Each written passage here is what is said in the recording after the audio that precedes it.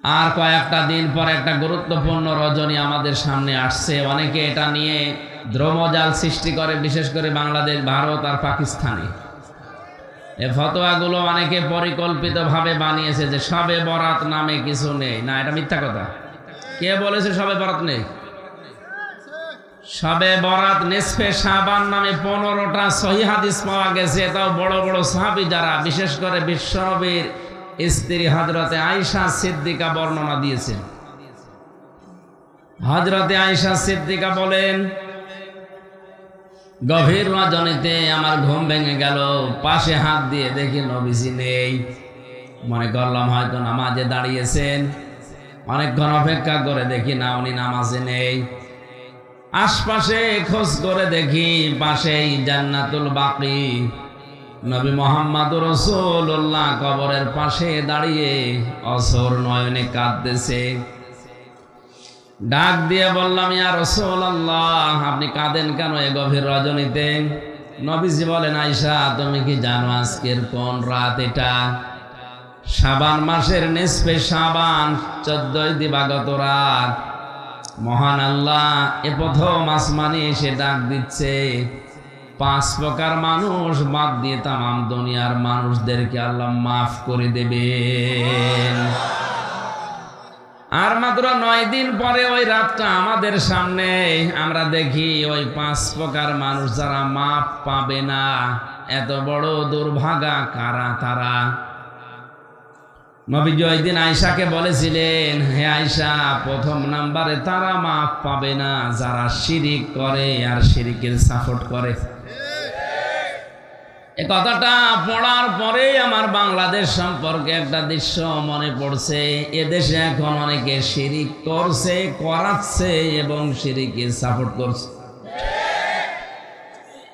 এখন যদি বলেন শিরিক করছে কি করে? হ্যাঁ, আল্লাহ যেটা পারে ওইটা অন্য কেউ পারে, এই কথা বিশ্বাস করার নাম শিরিক।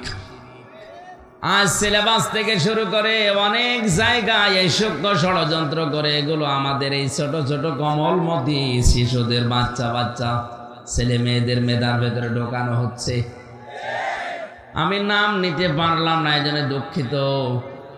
2 নাম্বারে অনেকে শিরিক করছে যারা বলে যে সমস্ত ক্ষমতার উৎস এরা মুশরিক। কারোর ফতোয়া লাগবে না, ডাইরেক্ট ফতোয়া। ক্ষমতার উৎস আরো জোরে, আন্নাল কুওয়াতা লিল্লাহি জামিআ। আপনি পার্সেন্টেজ হিসাব করে দেখবেন, এই দেশের 100 জনের 15 জন মানুষও টিকবে না। অথচ আদমশুমারিতে এদেশে 96% মুসলমান। মুশরিক হয়ে গেলে লোকটার মুসলমান থাকে? বলেন, মুশরিক যারা, তারা আল্লাহ আছে কথা বিশ্বাস করত, কিন্তু তার সাথে অন্য শক্তিকে যোগ করে দিত। বিশ্বনবীর আপন চাচা আবু তালেব, এ লোকটা মুশরিক ছিল, কিন্তু বিশ্বাস করত আল্লাহ একজন আছে, এজন্য কাবার খেদমত করত। নবীজির দাদা আব্দুল মুত্তালিব, এ লোকটা মুশরিক ছিল, কিন্তু এই কথা বিশ্বাস করত যে আল্লাহ একজন আছে। আমি এই কথাটা বানালাম।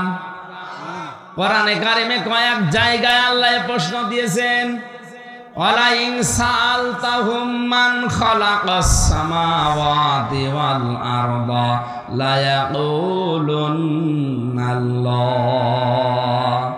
হে নবী, ওদেরকে যদি জিজ্ঞাসা করেন আসমান জমিন কে বানিয়েছে, ওরা এক বাক্যে স্বতঃস্ফূর্তভাবে বলবে আল্লাহ। আব্রাহা যেদিন কাবা ধ্বংস করার জন্য আসে, রাস্তার ভেতরে যারা উট ছাগল ভেড়া পেয়েছে সবগুলো বেঁধে নিয়ে জবাই করে করে খাচ্ছিল। কে যেন এসে বলেছে, ও আব্দুল মুত্তালিব, তোমার যে সমস্ত জিনিসপত্র গুলো উট ভেড়া ছাগল সব আব্রাহা ধরে ধরে নিয়ে যাচ্ছে। আব্দুল মুত্তালিব ওই সময় দৌড় দিয়ে কাবার চাবিটা, ওই যে মুলতাজাম নামক যে জায়গাটা কাবার দরজার উপরে, ওখানে ঝুলিয়ে দিলেন।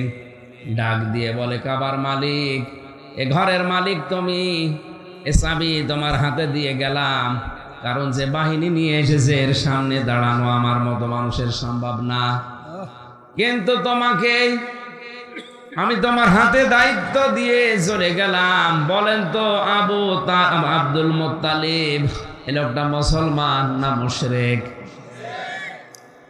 আমরা সবাই হাদিস কোরআন যতটুকু জানি বুঝি মুশরিক বলে পরিচয় দিই, বলিও, অথচ কাবা শরীফের দেওয়ালে বা দরজার সাথে চাবি লাগিয়েও ঘোষণা দিচ্ছে কাবার মালিক তোমার ঘর, তুমি রাখো, দিয়ে গেলাম।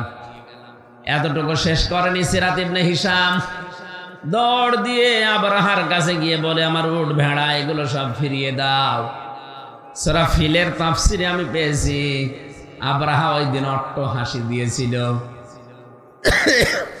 ডাক দিয়ে বলে আব্দুল মুত্তালিব এতদিন শুনেছি তুমি নাকি জ্ঞানী মানুষ, গুণী মানুষ, বুদ্ধিমান, কিসের পরিচয় দিলে?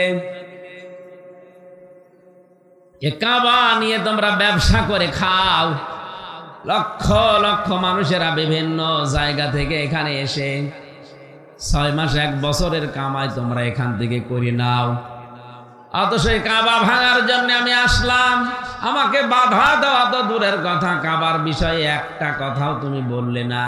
তোমার মাত্র কয়েক টাকার ওট ভেড়া ছাগল বকরি এগুলোর জন্য তুমি এসেছো, তুমি কেমন বুদ্ধিমান? আব্দুল মুত্তালিব বলেছে আবরাহা কান খাড়া করে শোনেন, যেগুলো নিয়ে এসেছেন ওগুলো আমার নিজের, আর যে ঘর আমি দায়িত্বে আছি খেদমত করি ওটার মালিক আমি না, মালিকের হাতে চাবি দিয়েছে ওনার ঘর, আমার বিশ্বাস উনি অবশ্যই রক্ষা করবেন। নবীজি যে নবুয়ত পাওয়ার পরে বাড়িতে আসলেন, বিশ্ব নবী বাড়িতে আসার পর খাদিজাকে বলেছিলেন ইয়া খাদিজা জাম্মিলুনি জাম্মিলুনি, আমাকে ঢেকে দাও আমি ভয় পেয়েছি। হযরতে খাদিজা ওই দিন 5টা কথা বলেছিলেন। হযরতে খাদিজা আল্লাহি আল্লাহি কাল্লা এই শব্দগুলো প্রথমে জুড়ে দিয়ে বলছিলেন আল্লাহর কসম কখনো লা ইখজিকাল্লাহু আবাদান, কখনোই আল্লাহ আপনাকে অপমান অপদস্থ করতে পারে না। অথচ ওই সময় খাদিজা মুসলমান হয়নি, কথা বলেন না কেন? 40 বছরে তার বিয়ে হয়েছে, 25 বছরে নবীজি মুহাম্মদুর রাসূলুল্লাহ বিবাহ বন্ধনে আবদ্ধ হয়ে 15টা বছর সংসার করার পরে তিনি নবুয়ত পেলেন।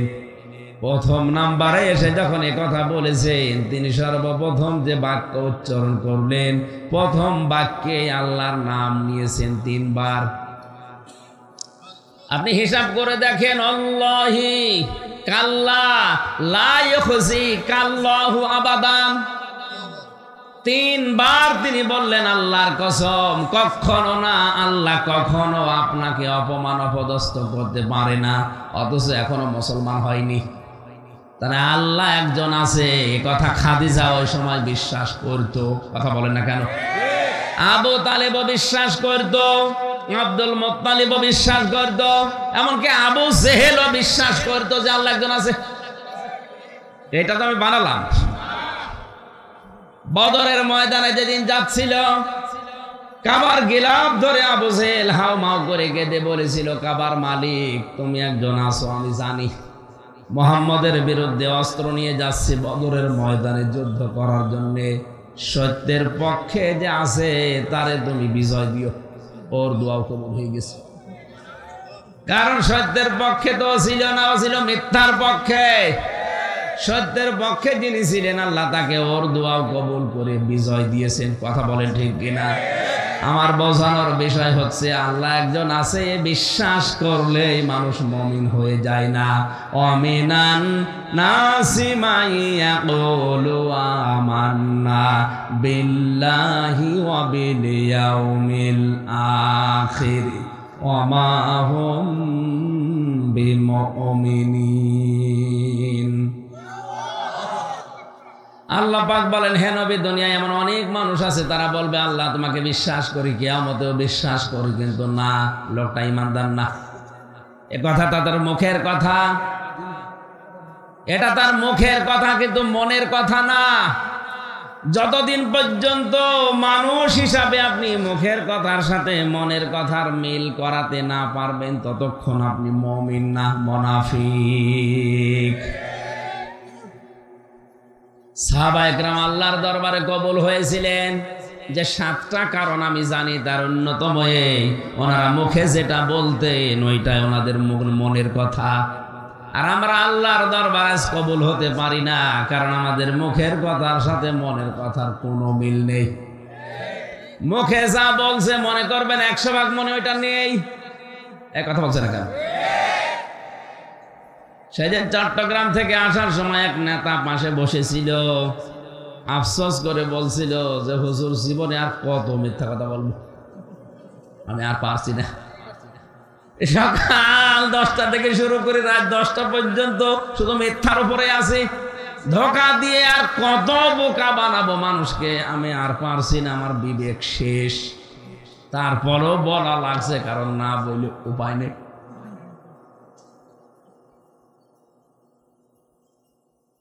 আমার ভাইরা, আমার কথা বোঝানোর বিষয় হচ্ছে, আর শিরিক করার জন্য অনেককে বাধ্য করা হচ্ছে, আর অনেকেই বুঝে না বুঝে শিরিকে সাপোর্ট করছে। মোড়ে মোড়ে মূর্তি তৈরি করে আপনি যতই ভাস্কর্য প্রতিমার যাই নাম দেন না কেন, আল্লাহর কসম আপনি মুশরিক হয়ে যাবেন।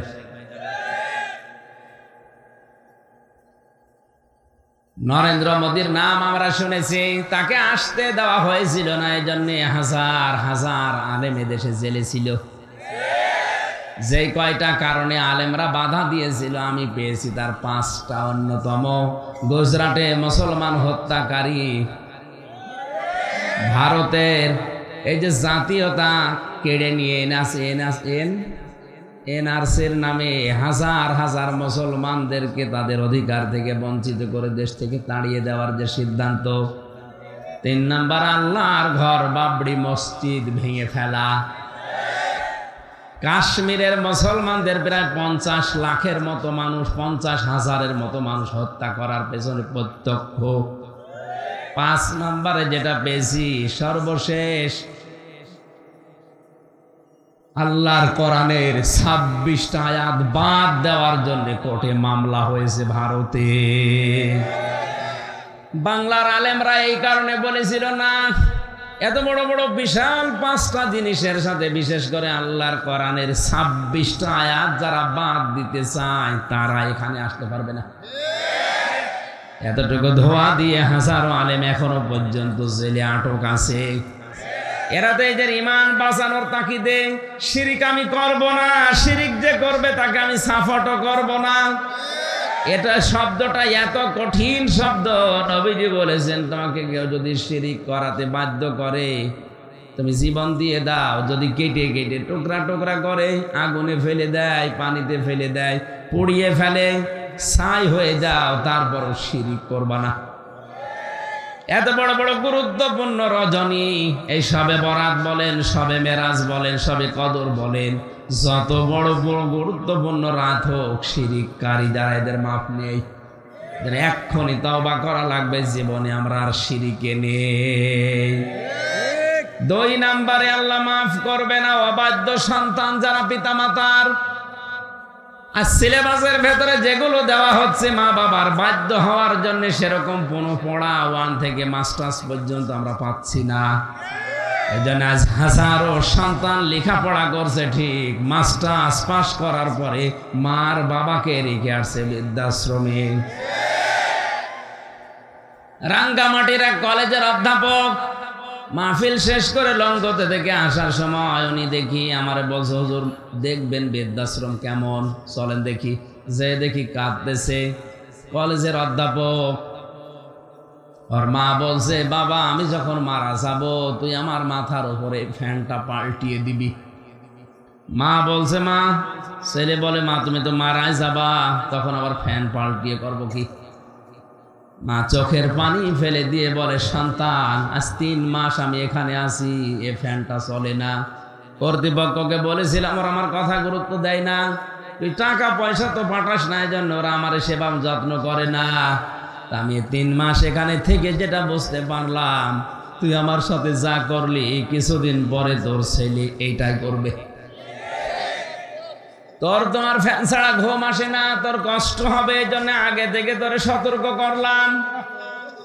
ওই অবস্থায় দেখি ওর মা মারা গেল ওর হাতের উপরে, হাও মাও করে কেঁদে ফেলেছে। আমার বলছে, হুজুর এ দোষ শুধু আমার একা না, এ দোষ আমার বোর।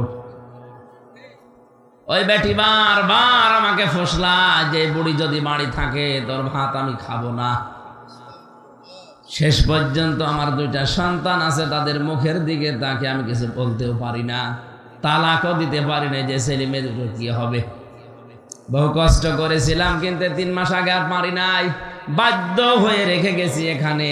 শেষ পর্যন্ত আমার মা আজকে মারা গেল, দুনিয়াতে এখন আমার নাম ধরে ডাকার মতো আর কেউ নেই।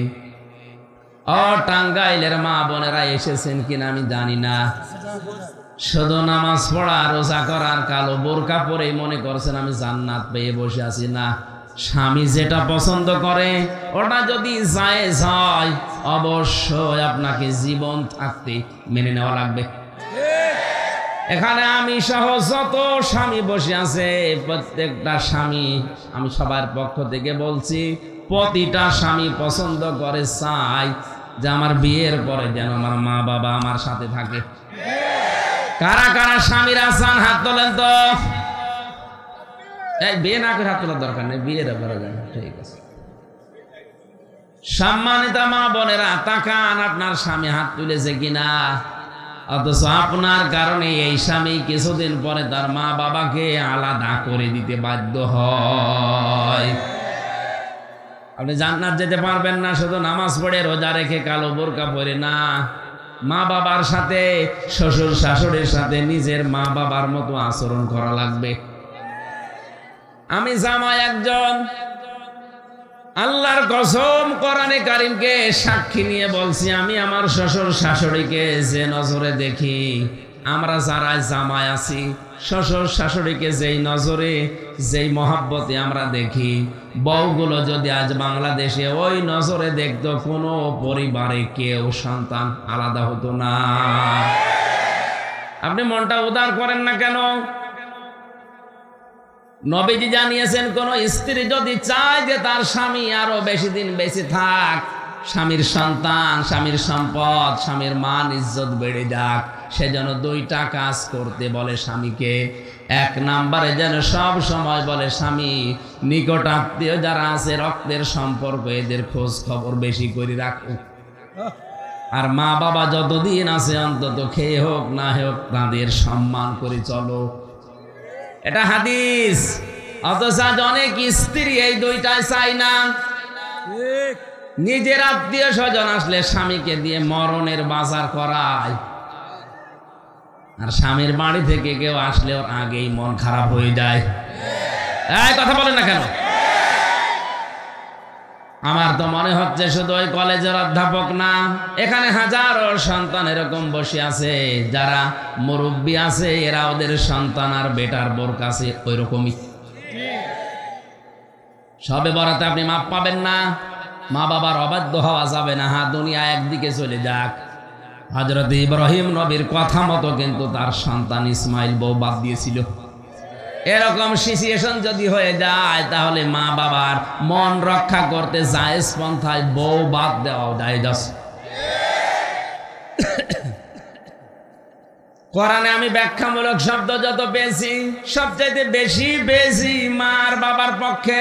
কোন জায়গায় আল্লাহ ব্যাখ্যা দিয়েছেন 3টা, 5টা, 7টা, 9টা, 11টা, 17টা, 21টা। এত ব্যাখ্যা আমি কোন নামে পাইনি, শুধু মার বাবার নামে আল্লাহ কথা বলতে গেলে নিজেই ব্যাখ্যা করছেন। কারণ আল্লাহ নিজে জানে যে আমার পরে সব চাইতে হামজার পেছনে শ্রম দিয়েছে ওর মার বাবা।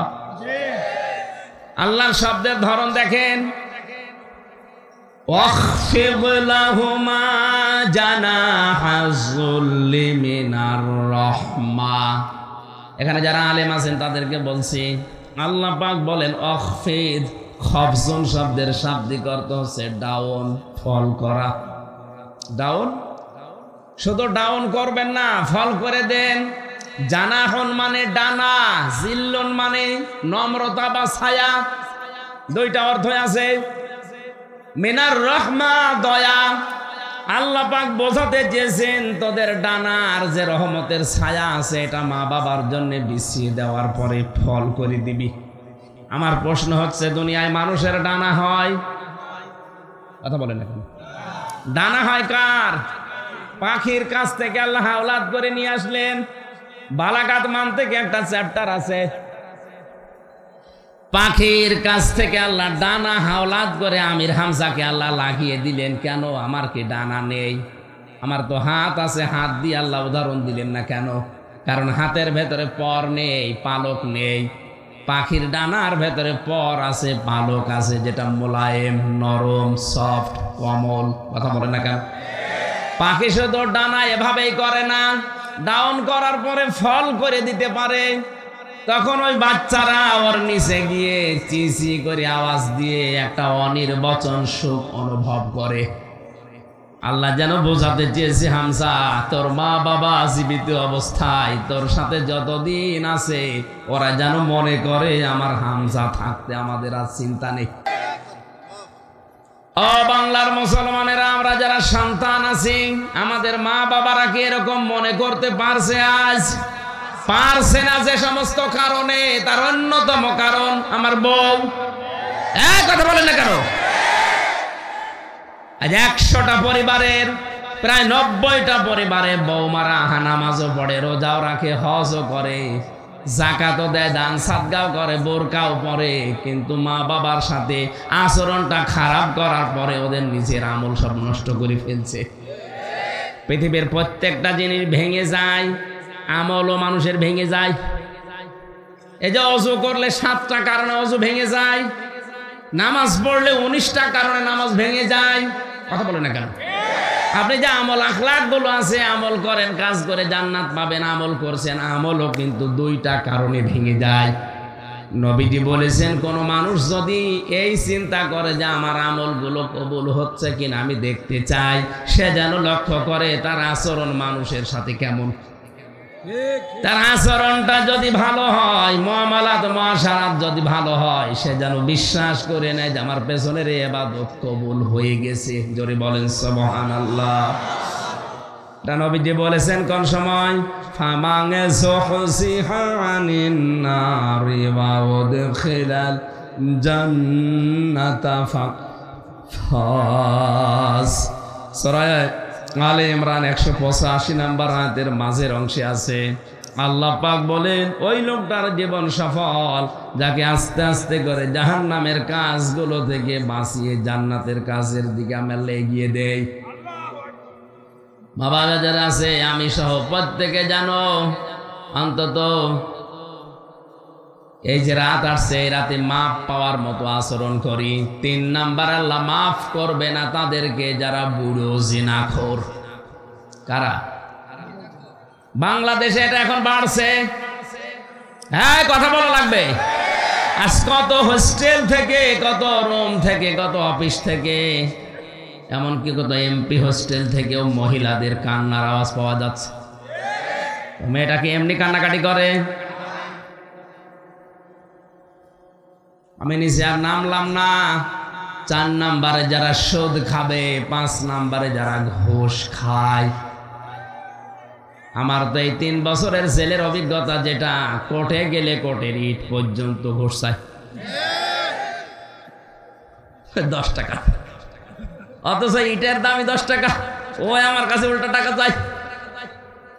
এমন কোন জায়গায় এখন আমি দেখতে পাচ্ছি না। ধর্মীয় প্রতিষ্ঠানগুলো তো এখন ঘুষের প্রচলন শুরু হয়ে গেছে। আলিয়া মাদ্রাসার যারা দায়িত্বে আছে, এরা যে কোন সমস্যায় আছে আপনাকে বলতে পারছে না, তাই ফেলতেও পারে না, গিলতেও পারে না, ঝামেলায় আছে। বিশেষ করে যারা প্রিন্সিপাল, অধ্যক্ষ,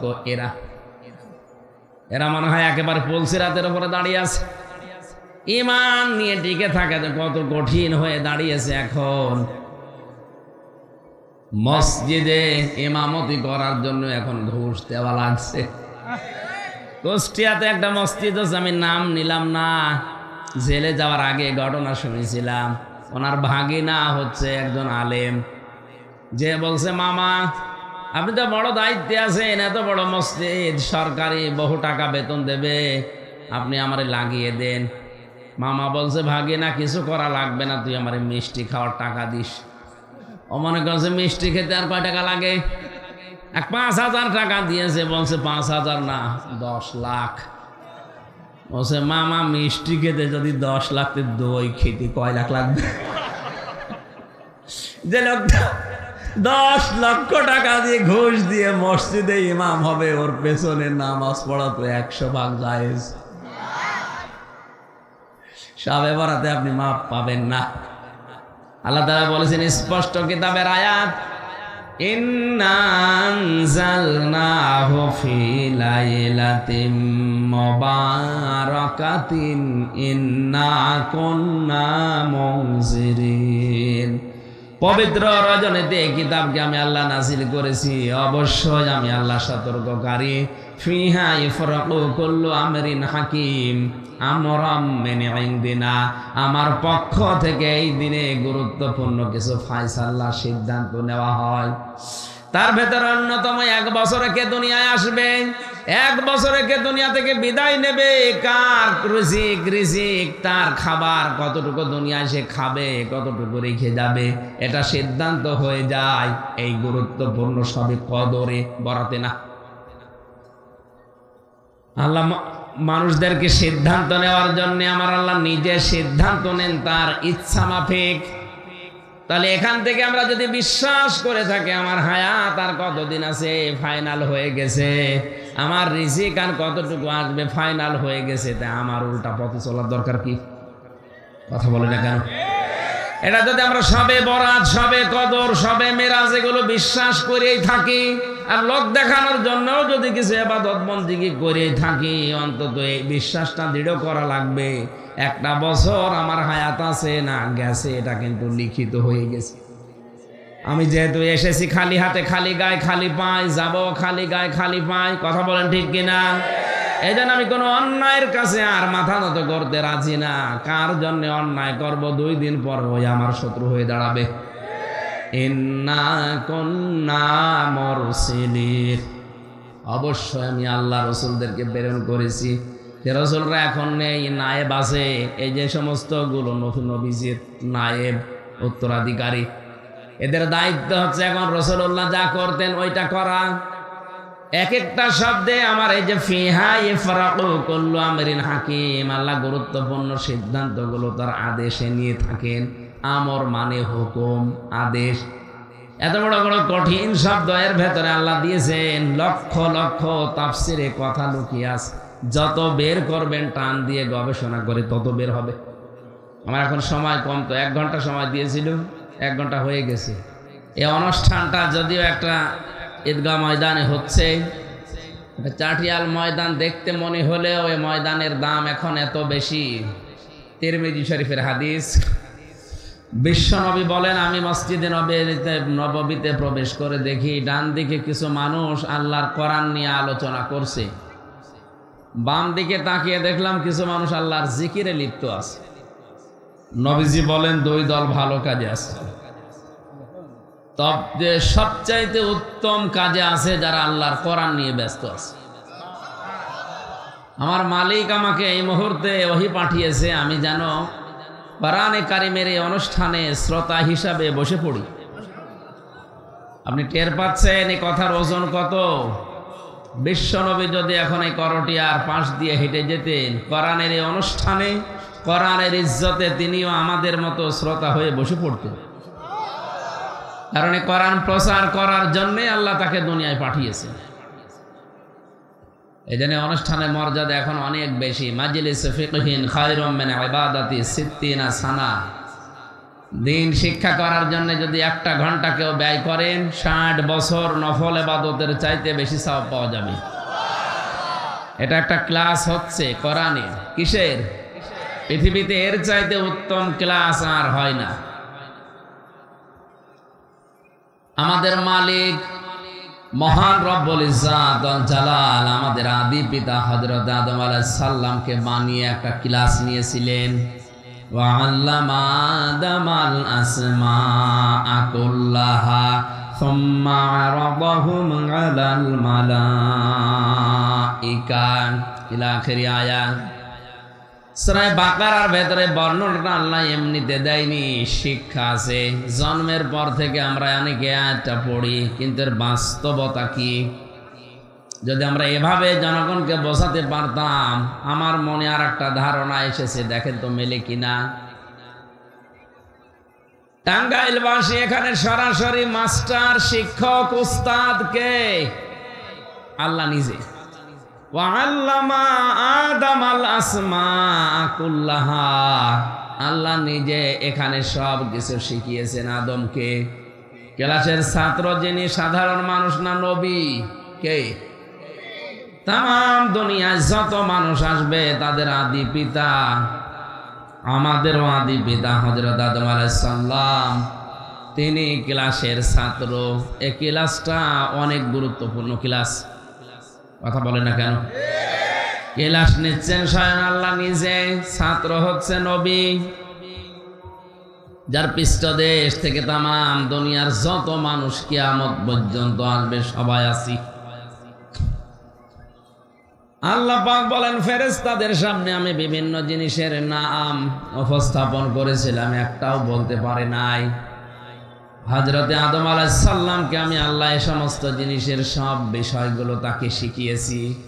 তাফসীর আধুনিক যেগুলো আছে অনেকেই এভাবে লিখেছেন, এখানে আল্লাহ পাক যেহেতু ক্লাস নিচ্ছেন, ছাত্র নবী হযরতে আদম আলাইহিস সালাম, ক্লাসটা অনেক দামি, গুরুত্বপূর্ণ। সুতরাং ওখানে আসমা বহু বচন দিয়ে আমরা অনেকে মনে করি বিভিন্ন জিনিসের নাম শুধু শিখিয়েছেন, না।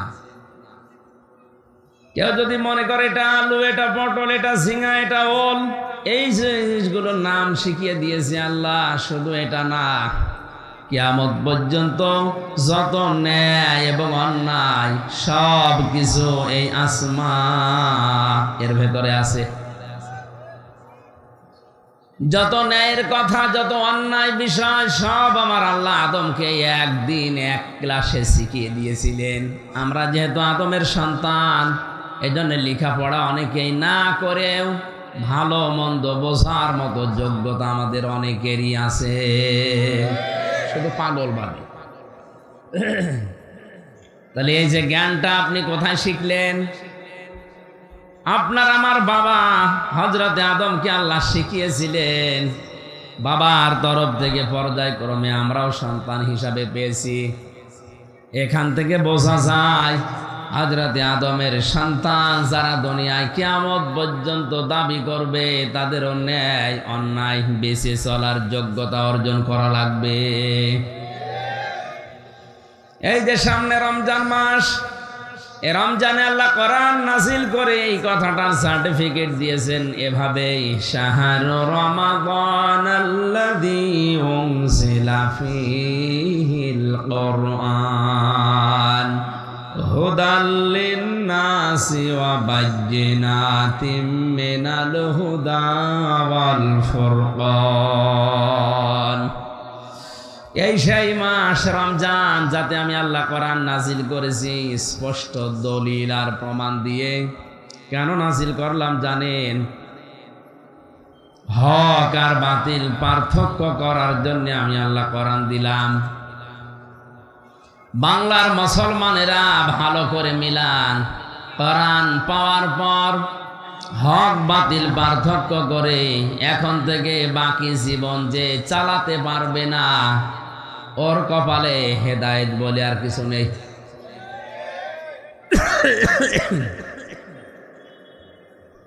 সুতরাং হযরতে আদম আলাইহিস সালামকে আল্লাহ একটা ক্লাস নিয়েছিলেন, এক ক্লাসে যত ন্যায় অন্যায় বিষয়গুলো তাকে শিখিয়ে দিয়েছিলেন। আমরা আজকে একটা 45-50 মিনিটের একটা ক্লাস নেব। এই ক্লাসে যেন অনেক অজানা জিনিস আমরা জানতে পারি, যেগুলো জানার মতো আছে কিন্তু বিষয়গুলো নিয়ে ধ্রুমজাল তৈরি হয়ে আছে, ওইগুলো যেন নিরসন করতে পারি। কোরআন উপস্থাপন করার কিছু ধরন আছে। এটা তো আর গানের অনুষ্ঠান না যে আন্দাজে এক লাফ দিয়ে জায়েদ খানের মতো ডিগ বাজি দিয়ে দিলাম। কি কোরআন কি করে উপস্থাপন করা লাগে আল্লাহ সে ধরন শেখাচ্ছেন। কিতাবুন উনজিলা ইলাইকা ফালা ইয়াকুন ফি সাদরিকা হারাজুম মিনহু লিতুনযিরা বিহি ওয়া যিকরা লিল মুমিনিন। সূরা আরাফের 2 নম্বর আয়াতে আল্লাহ বলেন, এই যে কিতাব কোরআন এটা আপনাকে আমি দিলাম, এটা শুধু চুমা খাবেন আর উপরে রেখে দেবেন। হ্যাঁ, ফালা ইয়াকুন ফি সাদরিকা হারাজুম মিনহু লিতুনযিরা বিহি। কোরআন দিয়ে মানুষদেরকে যখন সতর্ক করবেন ওই সময় যেন আপনার মনের ভেতরে কোনো সংকীর্ণতা, দ্বিধা, দ্বন্দ্ব, ভয়, ভীতি এগুলো কাজ না করে। তাহলে কোরআন প্রচার যারা করবে তাদের মনের ভেতরে কোনো ভয় থাকলে চলবে না। এ নির্দেশ দিয়েছে কে? হারাজন শব্দটার ব্যাখ্যা 2টা। এখানে অনেক আলেম বসে আছে, তাফসিরে হাক্কানিতে পাবেন।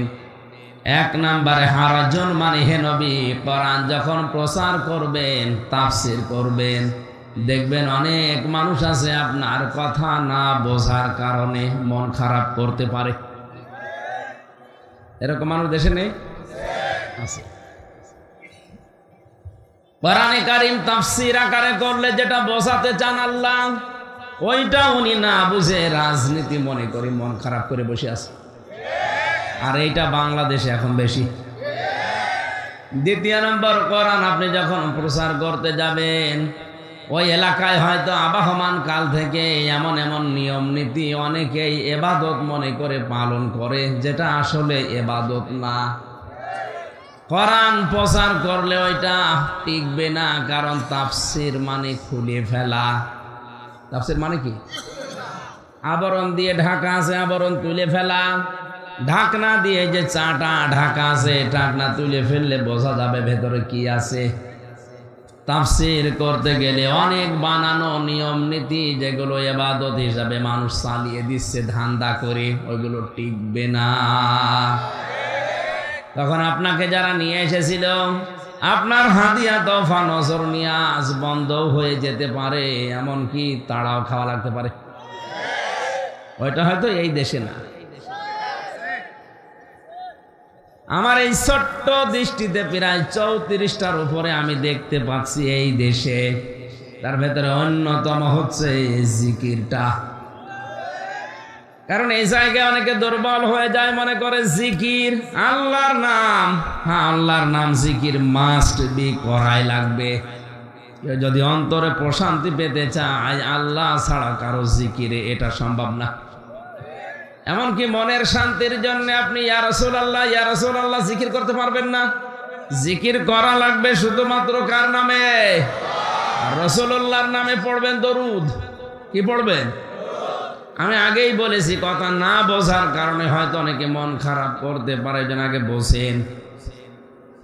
34টার একটা হচ্ছে সূরা আরাফ 9 নম্বর পারার 13 নম্বর পৃষ্ঠা 4 নম্বর লাইনের 180 নম্বর আয়াতে আছে, ওয়ালিল্লাহিল আসমাউল হুসনা ফাদউহু বিহা ওয়াদারুল্লাযীনা ইউলহিদুনা ফি আসমাই। হে নবী, আমি আল্লাহর অনেক সুন্দর সুন্দর নাম আছে, যে নামে ইচ্ছা আপনি আমাকে ডাকেন। আল্লাহর নাম কয়টা? 99টা তো কায়দায় আছে। আমি তাফসীর পড়তে গিয়ে আল্লাহর নাম পেয়েছি 5000। এটা তাফসীরে কাবীরের ভেতরে আছে। আল্লামা ফখরুদ্দিন রাজি রহমতুল্লাহ আলাইহি লিখেছেন, আল্লাহ পাক তাওরাতে 1000, জাব্বরে 1000, ইনজিলে 1000, কোরআনে কারিমে আল্লাহ 1000 নাম ডাইরেক্ট ইনডাইরেক্ট ভাবে দিয়েছেন। আমরা অনেকেই খুঁজে পাই না। যে মানুষগুলো আমরা অনেকেই শুধু ওই 99টা নাম জানি, কায়দার পেছনে যেটা লেখা আছে আপনি তাই পড়েন। কিন্তু সাবধান, ওয়াদারুল্লাযীনা ইউলহিদুনা ফি আসমাই। এখানে অধ্যক্ষ আছে, এ সভাপতি অধ্যক্ষ, তার মানে অবশ্যই কামেল পাস তো করেছেই, না করলে দিত না। আপনি হিসাব মিলান তো, এলহাদ করে যারা, আল্লাহর নামকে যারা ভাঙ্গা চড়া করে, পরিবর্ধন করে ফেলে, উলট পালট করে ডাকে, হে নবী আপনি তাদের সাথে ডাকবেন না। এই আয়াত আমি বানালাম। বলেন বলেন। আর সারা বাংলাদেশে প্রায় 48,000-এর উপরে পীর।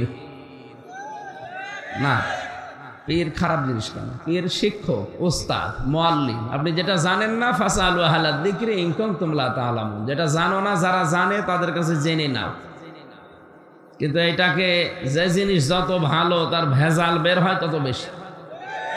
পীর তো ভালো জিনিস, এইটাকে আজ কাজে লাগিয়ে অনেকে দেদারছে ব্যবসা করে খাচ্ছে।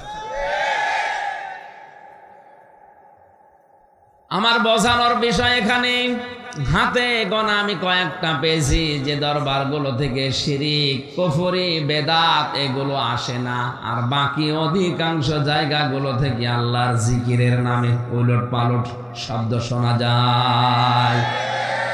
আল্লাহ এলহাদ করতে নিষেধ করলেন।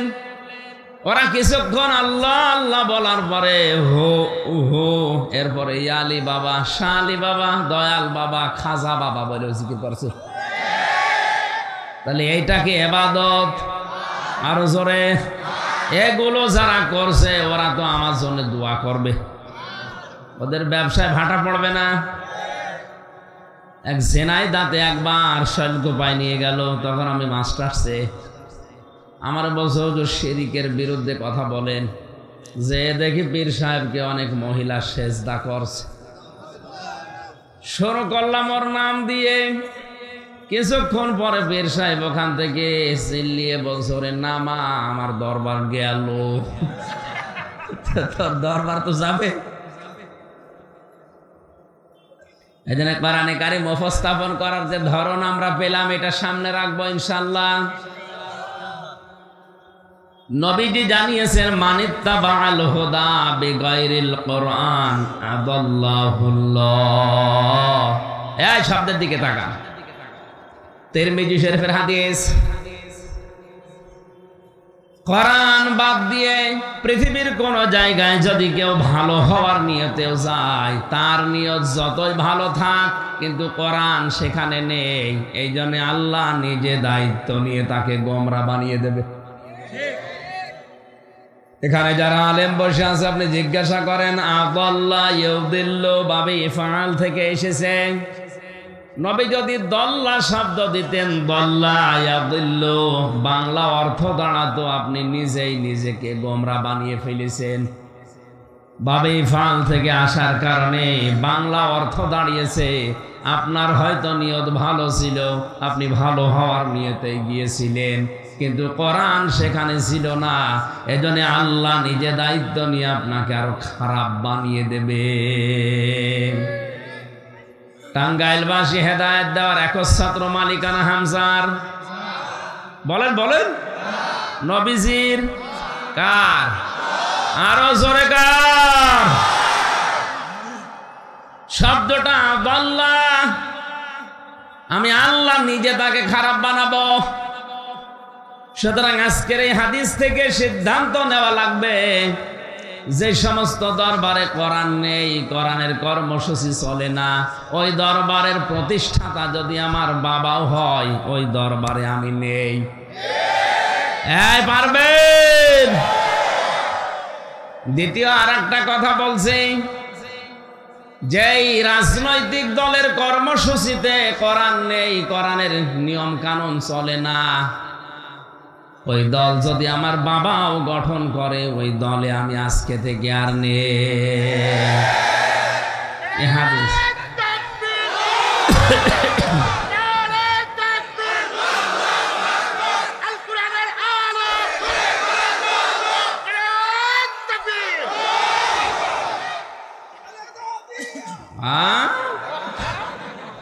এতক্ষণ এই বুঝিস, और माथा टाल হয়ে গেছে রওশনের সদর মুখ। কি বলছো? হালকা তার কাটা আছে। এই এটা আমার ছেড়ে দিও না।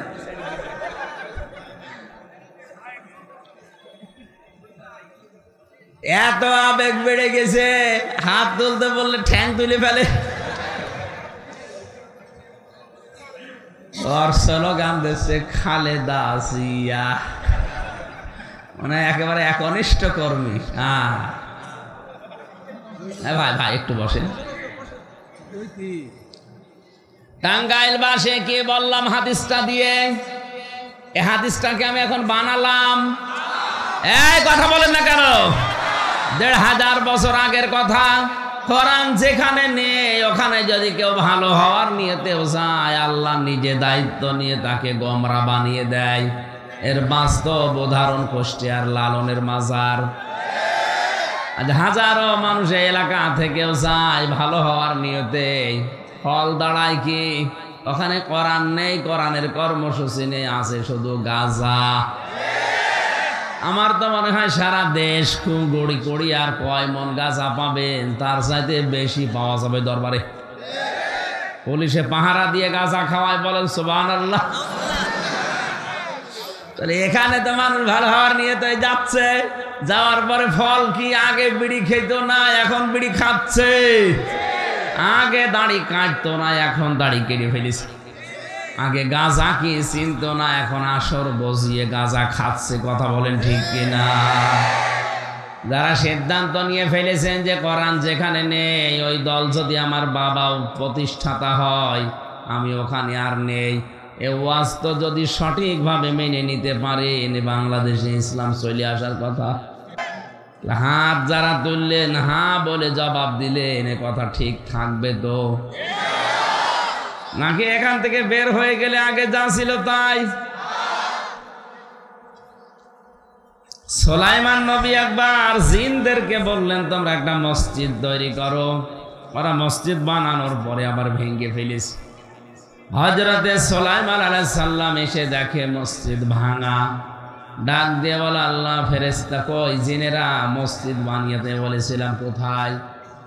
জিনেরা বলে, হুজুর আমরা বানিয়েছিলাম, আপনি তো বলেননি যে মসজিদ বানানোর পরে কি করা লাগবে।